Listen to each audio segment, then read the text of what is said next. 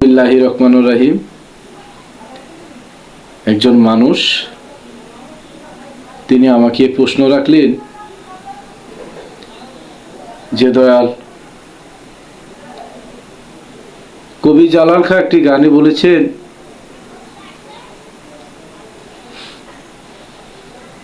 কবি জালালেরও শুভ বাণী, আবে হায়াতেরও পানি, দেহের মাঝে আছে জানি, চিনতে কয়জন পারি।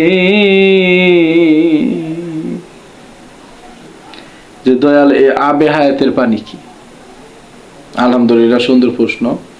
আবে হায়াতের পানি কি এই সম্বন্ধে আমরা আলোচনা করব এখন। তার আগে অনুরোধ রইল, আমার ক্ষুদ্র চ্যানেলটি সাবস্ক্রাইব করে আমার পাশে থাকবেন, আমি যেন আরো ভালো ভালো ভিডিও দিতে পারি। হয়তো আমি জ্ঞানী মানুষ না, তারপরে যতটুকু মানুষের কল্যাণের জন্য, মানুষকে সত্য পথে আনার জন্য, মানুষকে বোঝানোর জন্য যতটুকু বলবো ততটুকুই আলহামদুলিল্লাহ। মালিক আমাকে যা দিয়েছে আমি তাতেই খুশি।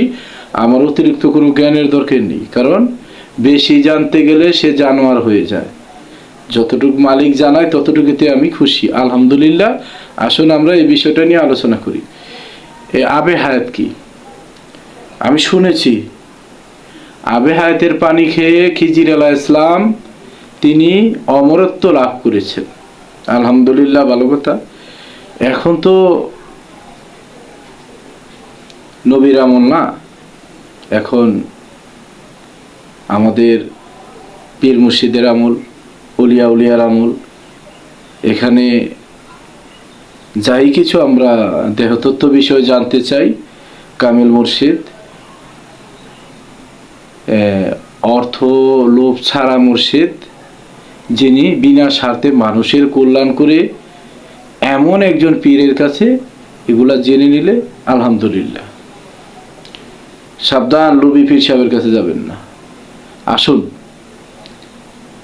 যে পীর সাহেব নিজের জ্ঞানের দ্বারা অন্যকে খাটো করে, এমন পীরের কাছে যাবেন না। দোহাই রইল, সে কখনো পীর হতে পারে না। তার ভিতরে জ্ঞানের গৌরব আছে। কোনো গৌরবকারী, অহংকারী সে কামিলের পীর হতে পারে না, সে ভণ্ড, মুনাফিক। আসুন আমরা এই পর্যায়ে আবে হায়াতের পানি কি জানি। অমরত্ব লাভ করতে হলে আবে হায়াতের পানি আপনি অবশ্যই সাধনা করতে হবে। এখন আসুন, এটা মানুষ যাই বুঝুক, আমার দৃষ্টিতে আমি দুই প্রকার বুঝি। কি বুঝি? একজন কামেল মুর্শিদ, পরিপূর্ণ শুদ্ধ মানুষ,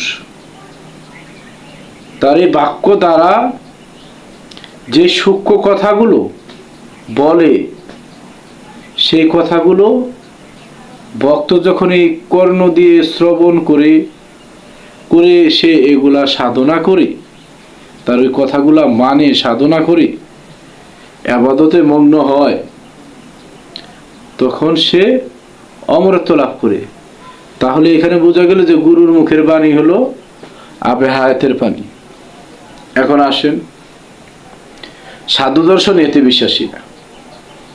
সাধু দর্শন আবে হায়াতের পানি অন্যভাবে বোঝে। কিসে? আপনি আপনার দেহতে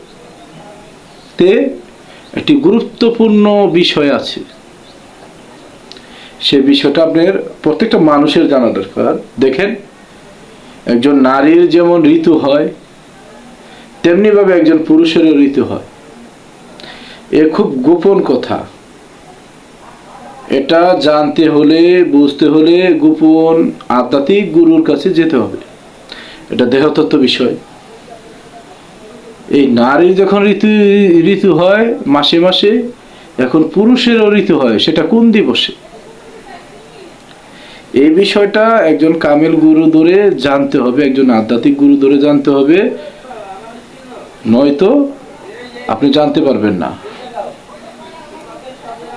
এই যখন আপনি নিজের ঋতু কখন হয়, মানে জোয়ার কখন আসে, এটা যদি আপনি জানতে পারেন, ওই জোয়ারের জল যদি আপনি এক বিন্দু পান করতে পারেন আপনি অমরত্ব লাভ করবেন, সেটাই আবে হায়াতের পানি। আমি বলছি না, সাধুরা বলছে। দয়া করে আমাকে ক্ষমা করবেন, আমি যতটুকু জানি গবেষণা করি সেটাই বলি। আমি কোনো বিষয়ের উপর আকৃষ্ট না, আমার কাছে শিক্ষার দরকার, জানার দরকার, আমি জানি, আমি মানুষের মাঝে সেটাই বলি।